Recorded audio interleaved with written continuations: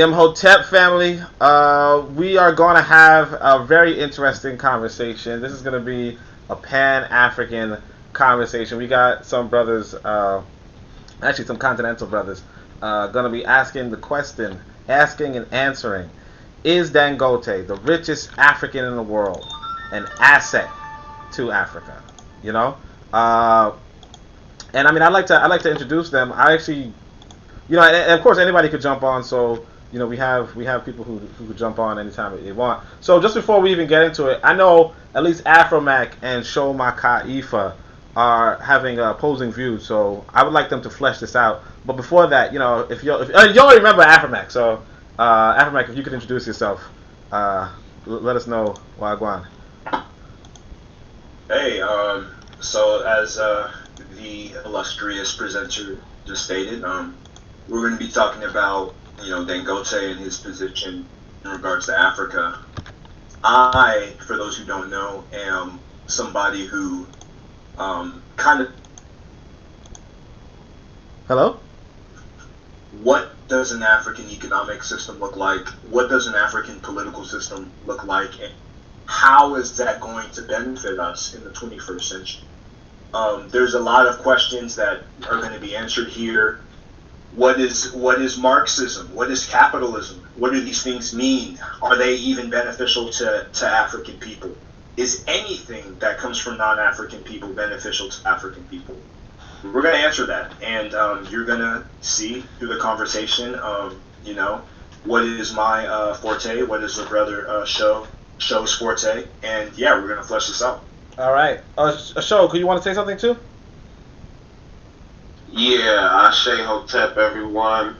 This your boy Show. I'm just here to have a fruitful discussion and to really build. I don't want people to view this as like some hostile debate. I love AFROMAC, so, we're just trying to build and come to a better understanding. All right. I feel the same. Okay. All right. Interesting story, guys. And what about these other two? You and Machiavelli. Y'all gonna sit out? Y'all just listening, or y'all gonna be y'all got something to say about this Dangote situation? I've got about 10 on show. I'm here for a good fight. Just waiting for you, dig? All right. I'm not sure they're in the same weight class though. But I'll let them interpret that. You know what I'm saying? I'll let them interpret that. All right. So then, bet so I mean, let me just say this. There was this article. I guess I shouldn't even talk about it online. But there was this article. Let's say the U.S. government isn't about this guy Dangote. So I think it was going back to 2007. They was right. 2005. They were writing stuff about how Dangote is this and that, and basically he's not about the free market capitalism that the U.S. wants in Nigeria, right? And now 15 years later, he still has some influence. He just opened up a new factory regarding the the production of manure and so on and so forth. My question is this, and I guess it would go to AFROMAC. What's wrong with that? What is wrong with Dangote opening a fertilizer plant? Yeah, sure. Well, there's nothing wrong with it for him and his associates. I'm sure they're going to make a lot of money. I'm sure they're going to provide jobs to certain groups of African people there. I hope all of the workers there are African. I hope that there's no subcontractors from China and Lebanon and Belgium and France and the U.S. Maybe that hope is a naive one, but I hope that that's the case. Mm-hmm. I would say the main thing, the problem with that is we have to ask ourselves if foreign social formations or if institutions that are designed based upon a foreign model that doesn't really fit within the African cultural context is beneficial. We have to ask ourselves whether or not if, the accumulation of capital, right? The accumulation of capital on the backs of workers in Africa to the benefit of a small select few, which is what you have within Dangote's case, we have to ask ourselves if that's beneficial. If the Africa that we're looking to build is an Africa where a small minority of extremely wealthy people who own everything run the show, and everybody works for them, and everybody produces the surplus that they take and they privatize and they live a good life, and everybody else is struggling. If that is the Africa that we want to build, then yeah, I would say that Dangote is doing a good job. But if we want an Africa that's more, egalitarian in terms of, workers getting their just due, or an Africa that's built upon the customs where value is, evenly distributed according to need, which is a very, very ancient African custom. If that is the type of Africa that we're trying to build, then no, I don't think that that's a good idea. Now, I would have to admit that in terms of the specific parameters of this particular fertilizer plant and all of the institutions that Dangote has built and that he is producing, I am under the assumption that he is following the traditional model. Now, if the brother Show and somebody else can tell me anything different, I'd be willing to look at it. If there is an African component of what he's doing that is going to be beneficial to us, I'll be willing to look at it. But what I just see is, just more capitalism painted black, or more non-African system painted black, and I don't think that that's beneficial in any way, shape, or form. All right, hold on a second. So I'm almost feeling like I should probably put a time limit for both of you, especially since y'all on a time limit. But before that, what do you got to say to that? Brother was just saying, look, I'm just looking for some Africa. Yeah, I'm looking for Africa here. He's trying to big up the African people at large. What's wrong with that, Show? Yeah, so I think the problem, one, is it doesn't seem like he really just knows a lot about these projects. Two, he might not understand what this would do for your everyday person in the nation regardless. Three, I think, Dangote is near you, so to require him to do that makes no sense. He would do that maybe if we were in power and, we had, mechanisms to make him do those certain things, but, you just have to look at it as in terms of what's the immediate benefit, what are the immediate detriments. So if you talk about Nigeria right now, Nigeria imports a lot of shit. Literally, fertilizer shit. I'm joking. Go on. So Nigeria, imports a lot of things. Toothpicks. I mean, some basic things. Rice. There's the borders are down right now. Historically, rice, toothpicks, fertilizer, refined oil, all these things, right? So for the past, I want to say 50 years, 60 years since the nation has been in existence, none of these things have been built domestically. Not in the modern times, right? So when we even talk about gasoline, we got to understand that Dangote got into the gasoline game like in the past 5 or 6 years. Literally, this was an investment. He made his money off sugar, cement, and I think rice, right? So when we talk about the current urea factory, we have to understand that nobody was doing anything. The country was still continuing to spend billions of dollars in Forex, because, we're talking about the now. So when we talk about what we want it to be, we also have to understand what it is now. Nigeria, in the current day, operates in the same capitalist system everyone operates in. So if Nigeria doesn't have Forex, people die, because you can't buy food, right? Especially if you can't produce the food. You can't buy food. So Nigeria is spending billions in Forex on refined oil. For the past 50 years, no one has built any refineries. Dangote said, well, hey, we have all this crude oil. I can build factories to make diversified products from this oil. Because as you know, petroleum, you can make plastics, fertilizers, gasoline, jet fuel, a lot of things from this one product, right? So, on refined oil, Dangote, excuse me? No, sorry, my bad. So Dangote saw where there was a lack, and he provided a key service that no one else was going to build and no one else has built, right? So over the past 6 or 7 years, 10 years more than that, he's been building, all these factories. And when I say him, I mean the Dangote group. Also, you should understand that, you know, the urea factory and the refinery are actually multinational projects. So when you talk about like multiple African nations have a stake in this project as well. So you know, it's not just Dangote himself. Like, there's a lot going into this, right? So when you talk about the urea factory, you also have to understand that a lot of our people are in rural areas, right? All over Africa, in rural areas, literally just producing what they need currently, right? So one of the ways we can industrialize in Africa is through agribusiness, right? So you see this being pushed in a lot of areas in Africa. I mean, you go to Zimbabwe, you know, they're talking about we're going to build our economy on what we know best, and that's agriculture. Who produces fertilizer in Africa? Barely anyone. This urea factory will produce enough fertilizer to fertilize everything in Nigeria and the surrounding nation, right? So ultimately, that's a net benefit, because our money instead was going to Europe. It was going to China. It was going to America. Now that money actually stays locally, right? So that is a net benefit for everyone in the nation. The money stays within ECOWAS. It stays within Nigeria. Whether or not Dangote is a billionaire isn't really the question, right?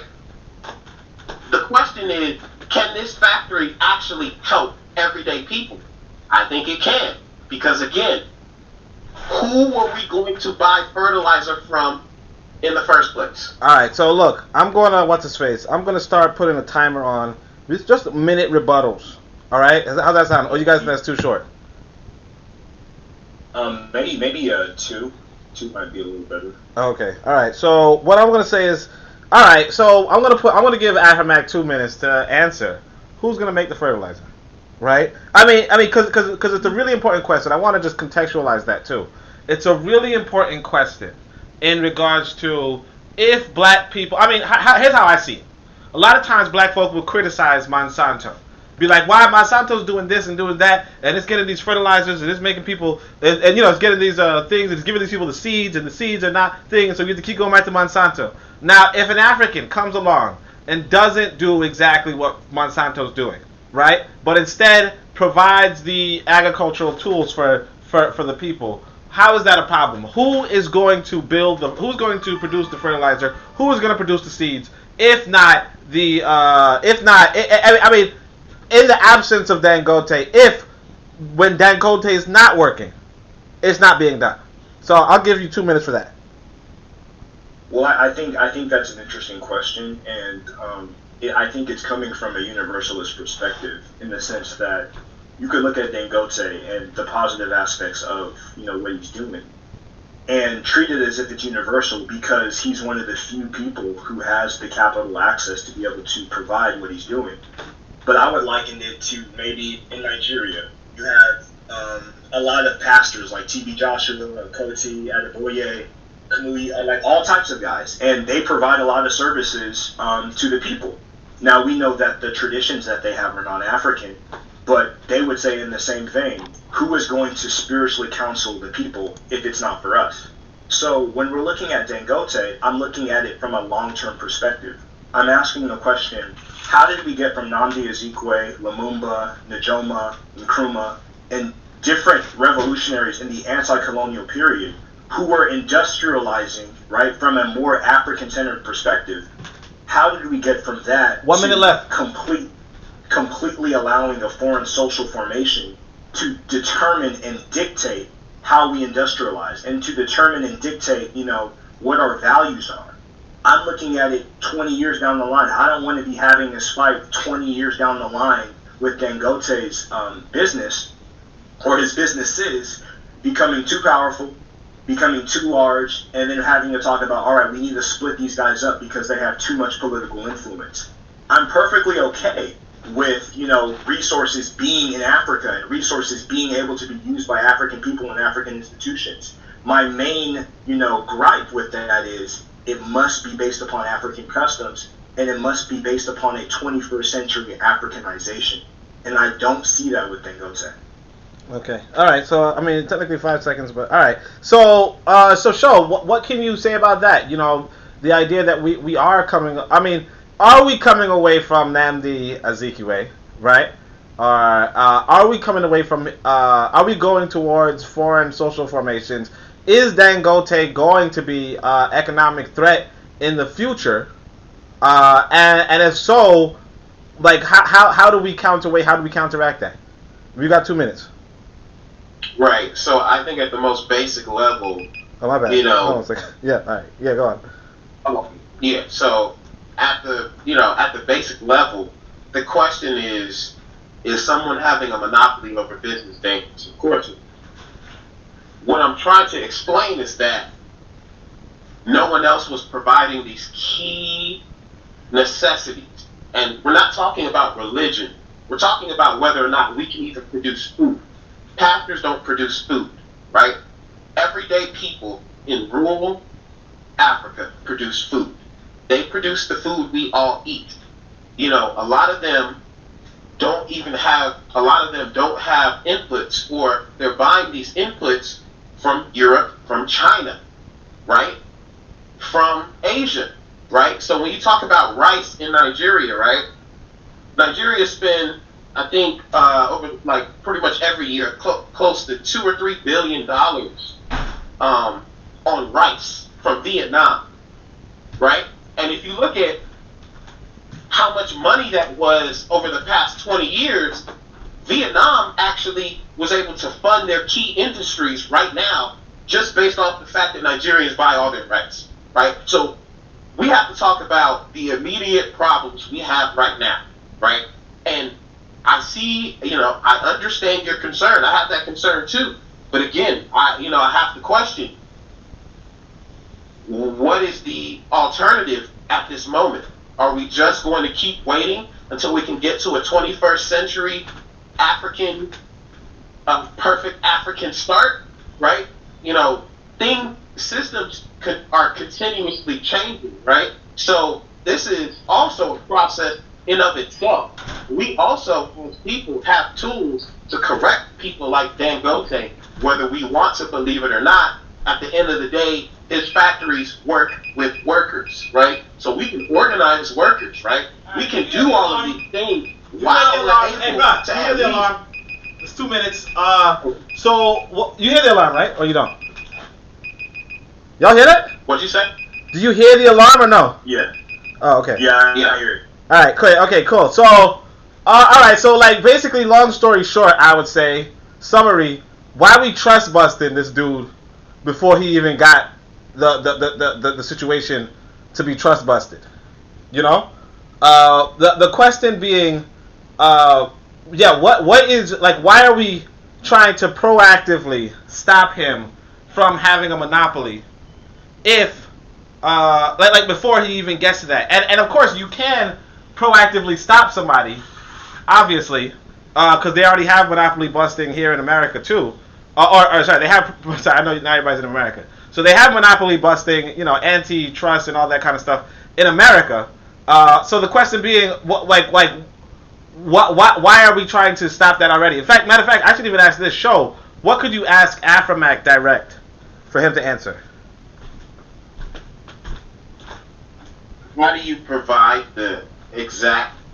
how do you provide the things we need in order to compete with other nations that are very hostile to a lot of Africans without capital inputs,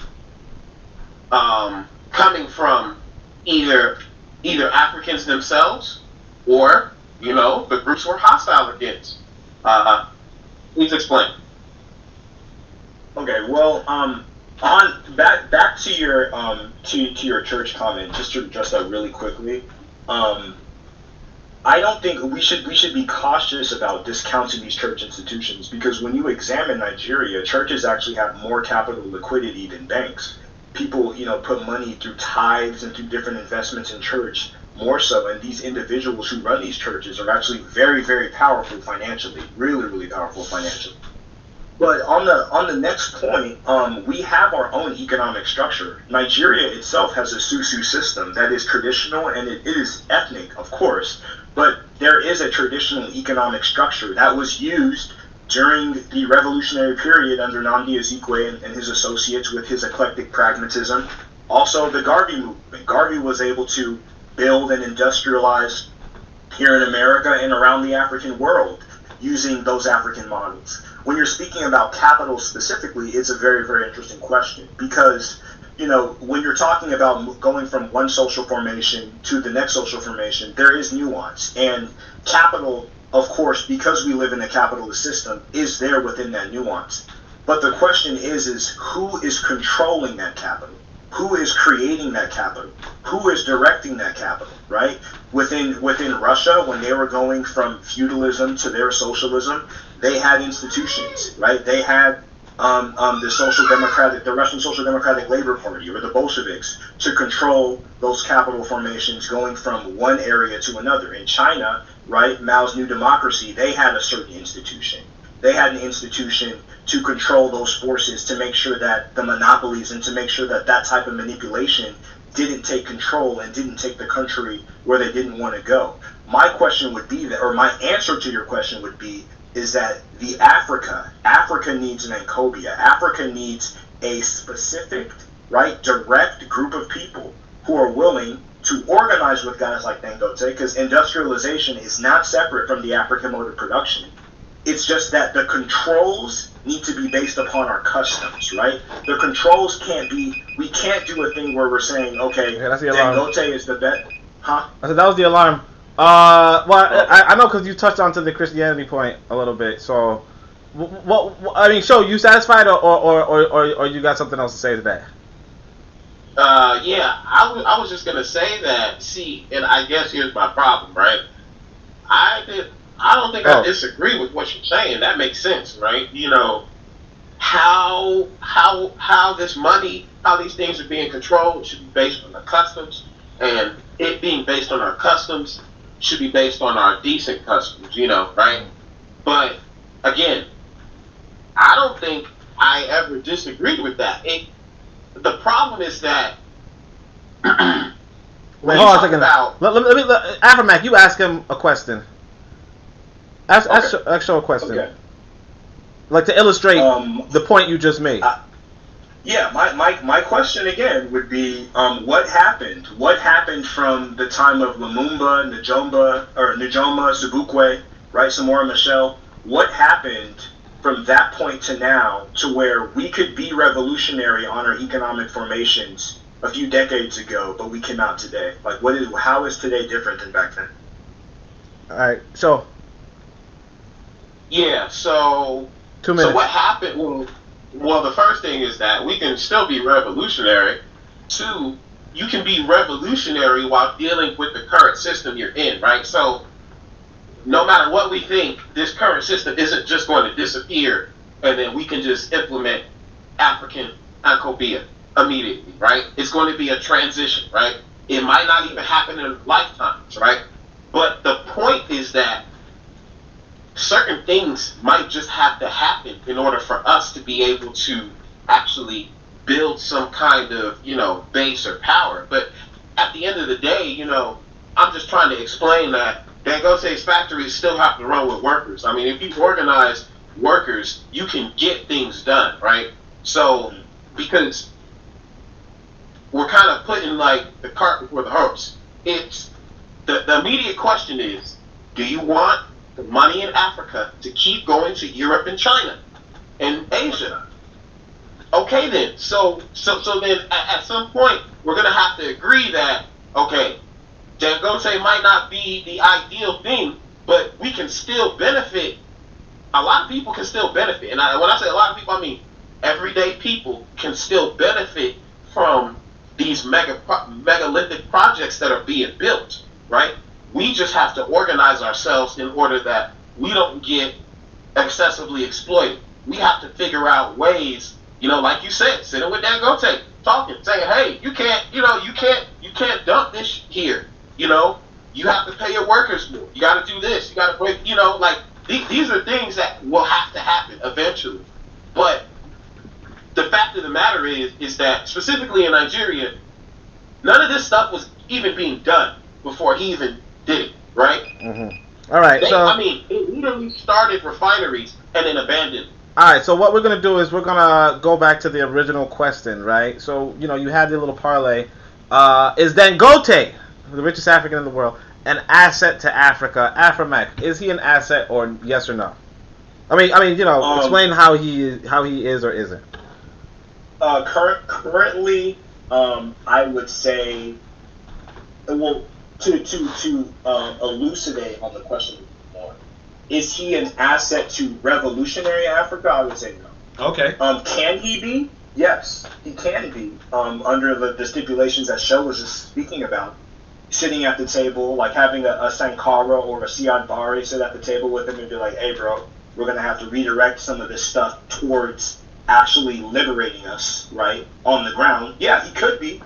Currently, is he now? Due to the political situation that exists in Nigeria and the African Union? I don't think so, no. Okay. All right. What about you, Sho? What do you say? Yeah, I think he's an asset because he's building key infrastructure that will end up benefiting a lot of our nations, no matter what. So the question becomes, are we going to do what we've always done, which is put checks and balances on people that accumulate power or that try to accumulate power? I think that's the ultimate question, but there's no doubt that you can't deny that the fact someone's building 2 factories that are, going to save billions in dollars that go to Europe and China will benefit Africa. I want to actually talk on that point too, because what this dude seems to be doing is what we know as nationalization. What he's doing, what he was being critiqued for in 2005 by the U.S. State Department was protectionism.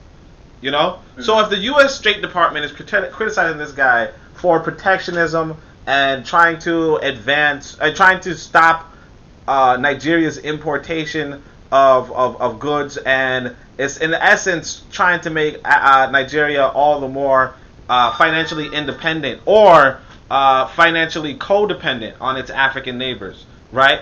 Why are we posing that? Why are we putting that forward as something negative? For revolution, in a sense. Let's not use the word revolution, but let's say something negative for Africa. Okay, let me say this excuse me for using this example, but is a black plantation owner better than a white plantation owner? On a superficial level, yes. Is Dangote, as what he's doing as a black capitalist, and I think that we would all be willing to admit that he is a black capitalist, is that better, superficially than a foreigner making that money? Yeah, but if I'm sitting here and I want to have a society that is built upon African customs and that is built upon, an egalitarian distribution of, the value of labor produced from work, I'm looking at Dangote like, I'm going to have to oppose this guy down the line because he has the power, he has the influence, he's going to be able to buy off the politicians. And according to what are revolutionary goals? Say we want to nationalize the fertilizer, or say that we want to take it out of the speculative market.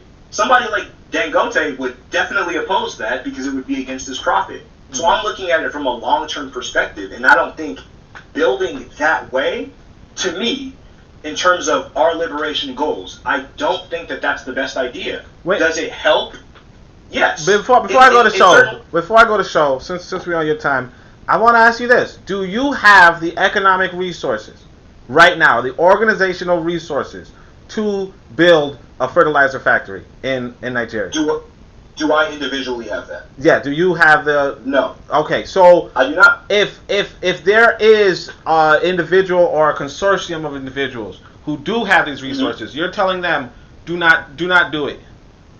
No, I'm telling them to engage in revolutionary organization. Same organization with you that brought us to it. Huh? With you. Sure. But the thing is this. The question is this. Huh? Why are they, if they have the resources, and you don't have the resources, why would they be engaging with you? If they individually have the resources and I don't individually have the resources, why would they be engaging with me individually? Yeah, sure. I never said that they would engage with me individually because the African mode of production is a communalist mode of production. It is a mode of production that encompasses the entire African world. Sho, do you understand what I'm saying? Mm-hmm. Sho, do you understand what I'm saying? I get your point, but that's not. I'm not talking about an individual engagement whatsoever. Well, not individual. All right. Well, I'm just saying this way. let's say Dangote and crew are saying to themselves, we want to stop Africa from having to import manure from Europe and Asia. We want to stop that, right? We have the resources. We have the resources. We have the capacity to develop and build something so that we don't have to import from Europe. You're saying they shouldn't say that. Instead, they should wait for these quote-unquote revolutionaries to give them the go-ahead.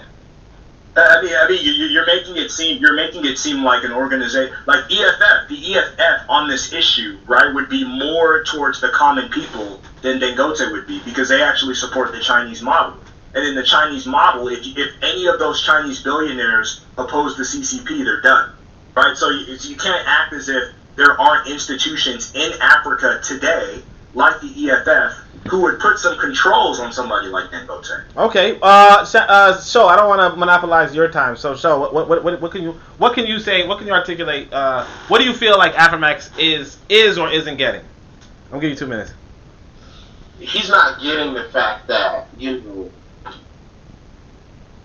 we don't have those revolutionaries on the ground right now, man. They are not organized, and they're not building shit. Some are, but they're not building basic things. And I think this is where the, do you know what you're talking about thing comes from, right? You said you know what? Your everyday person. Hello? Yeah. Right. So your everyday person does not have the capacity to build shit. Who do have the hold on a second. Let's stop using the word shit, because not only individually, no, they don't. Let's stop using the word shit. Not only is it a curse word, but it's confusing us about if you're talking about manure or not. I don't know what you're talking about. Okay, I got you. So your everyday person does not have the ability to build it. What you're talking about are your selected few who have the education and the quote-unquote, I like to say, the ashe in order to do things. Okay, go ahead. So, even the word revolutionary itself is a very exclusive term. Not everyone is going to agree with what you're doing or what you're saying. It's about, do you have the resources and, in actuality, the power to do what you're saying? We don't have those people on the ground that will just go build a factory and then just have that expertise, right? They aren't doing it. I mean, let's just be honest.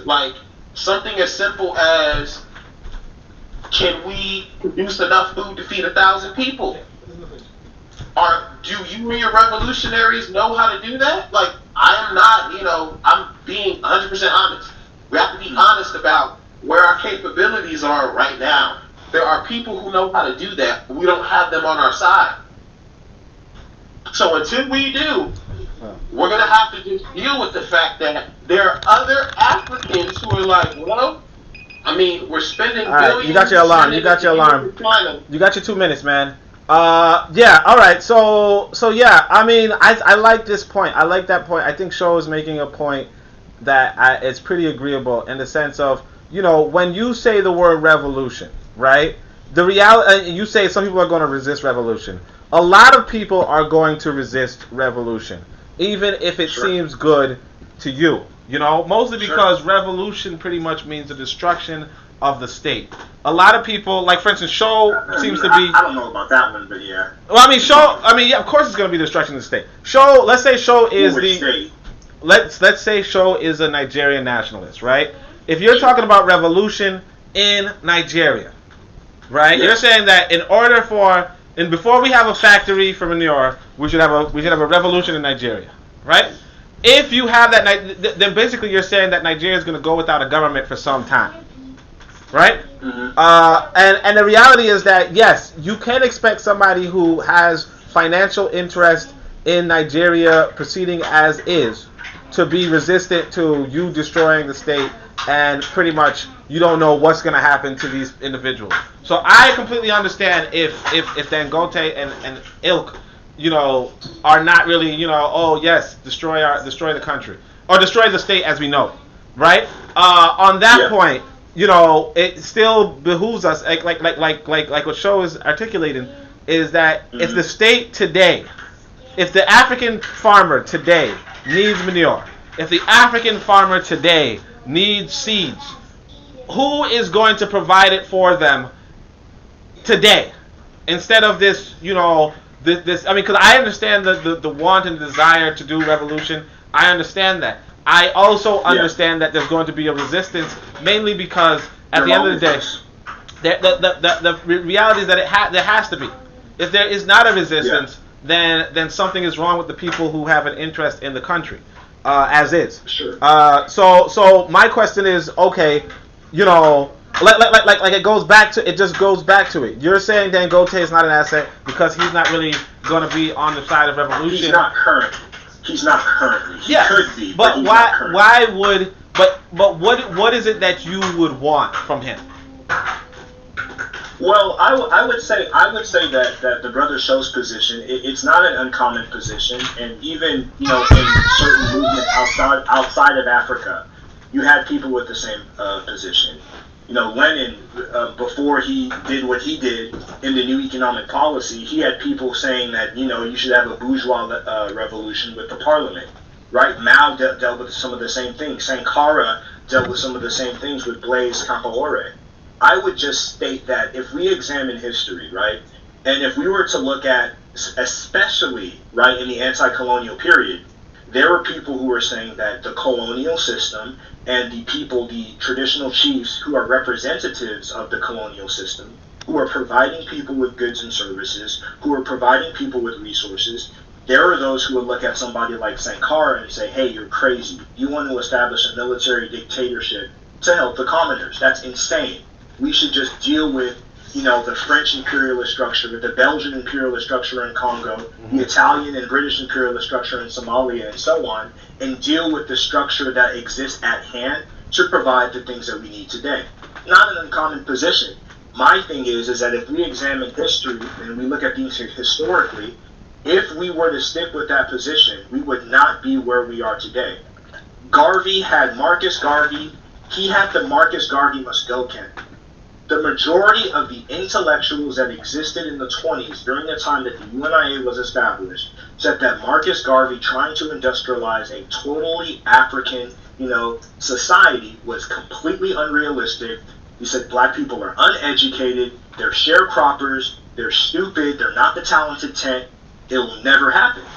Garvey didn't listen to them, and look at where we are today. If he listened to them, Lumumba, Nkrumah, the different African revolutionaries that established political independence away from these empires, right? Not completely, and we haven't gotten to economic independence yet. But I'm talking about Let me ask you this then. So basically, you're saying Sho is shilling for the neo-imperialists. Is that what you're saying? I wouldn't say consciously. I think he means well. Unconsciously. All right, Sho. The question becomes, I'm going to ask Sho, why are you shilling for the neo-imperialists if that's what you're doing? I mean, I'm not just being honest. I'm saying, would you rather inherit the urea factory after the revolution or have the revolution and then have to build the factory? I mean, when you talk about Sankara, it's not like everything was burned down. He inherited infrastructure, he inherited system. He inherited a lot. Like, whenever you have any kind of revolution, you inherit the things that were there. When you talk about the Russians, their Russian Revolution, they inherited all those agricultural tools and all that industrial machinery, right? So, so you can't separate the fact that a revolution is something that happens at a point. But there is still the before and the after, right? So I'm saying that this revolution isn't going to happen tomorrow. And I'm pretty certain it's not going to happen tomorrow. But what I do know is that urea factory is open. And I do know that fertilizer can start coming out of there. And I do know that the refinery is set to be due in a year and a half next year, right? And I do know that, West Africa imports refined oil from China, from the United States, from Saudi Arabia, all these other countries, and when we even talk about basic infrastructure in Africa, the government don't even have money because they're so busy buying oil and all this shit from and all this stuff from other countries. So again, the point is, I'm not shilling. I'm just seeing the forest for the trees, right? You want to go from A to B. You want to go from A to D. I'm saying that, D makes no sense without the context of B and C, right? Okay, all right. So that was a nice 2 minutes. That's a pretty interesting question. So, AFROMAC, I understand the desire and the willingness for revolution, and I entirely agree. Actually, wait, you said you gotta jump off in like 5 minutes, right? In like 5, yeah. All right, so I think he made a really good. I didn't really disagree with whatever he said. I was gonna say closing statements. Closing statements. Huh? Closing statements. Yeah. Okay. Sure. Okay. I think one thing that we can both agree with is that what Dangote is doing is a step in the right direction in terms of removing non-African people and non-African institutions from the equation in regards to development. That is a good thing. Now, I would ask, and I think the brother show would agree with this, if a Sankarist revolution or a Sankarist transformation happened, right, where things were more evenly distributed according to our customs, that would also be another step in the right direction. And I think if we can both agree on that, then we're both on the same page. All right. So, what's your closing statement? My closing statement is just that revolutionaries we have to be honest. We're kind of lacking at the moment. We have not necessarily. Wait, who's we? You ain't no revolutionary. That's AFROMAC. Get out of here with that. Kill that noise. Kill that noise of that we, man. Just keep chilling. Keep chilling on your neocolonialism. Are you though? He could qualify that. Huh? Yeah. All right. So qualify how you a revolutionary. All right. How am I a revolutionary? You gotta think about it. Don't worry about it. Just do your closing statement, man. I just believe in revolution of the people of Africa. I feel like we should control our resources. We should be able to speak our languages, and we should be able to live very great lives while also respecting a lot of our customs that have led us to be able to live on this planet for 200, 300,000 years. Right? All right. So wait, hold on a second before you go there, because AFROMAC got I feel AFROMAC is saying, it says that if you do believe that we should have our own revolution and customs and all that, why would you prop up somebody who would definitely be a counter-revolutionary? Well, I'm not propping them up. All I did was just say, damn, the urea factory is finished. Nah, you put up a couple of biceps. You know what I'm saying? You know what I'm saying? So we know what you like. You know what I'm saying? Well, here's the thing. Well, here's the thing. I just explained what was going on. And if that means that, if it sounds like it's propping them up, I'm just showing you the lack that there was in the first place. Nah, I'm just teasing, man. I'm just teasing. So just elaborate quickly, like what's your closing statement? That in fact, what about these revolutionaries and what do you think about this Dangote situation?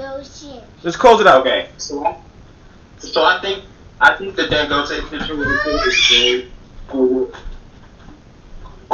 I think the Dangote situation.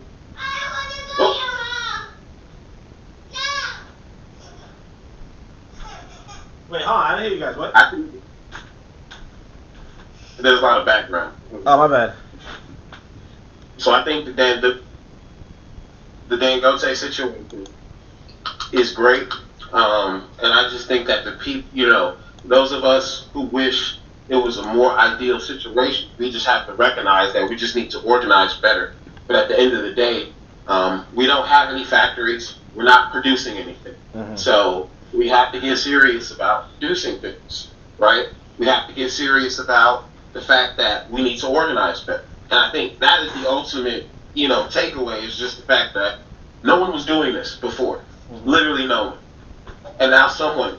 So we just have to use it as some kind of inspiration and say, oh, well, look at this factory. We can build a more equitable factory or whatever you want, but at the end of the day, we have to do it.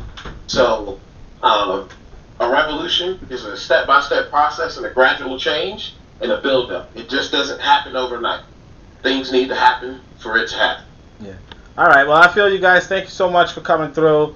This has been another episode of the Pro-Black Perspective. What I could say is that from regards to this Dangote situation, that it does sound like, at the end of the day, if he's doing if we were going to foreigners, it's better for us to go home. At the end of the day, that's what I would say about that. That if we're buying manure and we are not producing manure, if we're importing, rice and we're importing this and importing that, and we're not necessarily in the position to export it, then at least, when we do industrialize and further industrialize, it's a step forward, even for, even if we're talking about a forthcoming revolution or a forthcoming anything, just the fact that we can do something for ourselves, the self-determination is one of the things here. So, if anybody else has nothing else to say, then I guess we ran out of time. And of course, Shemi Hotep. Anybody? Alright, so I'm going to end the broadcast. Hey, thanks, fam, for joining. And, thanks, guys. Really enjoyed it. Yeah, Shemi Hotep.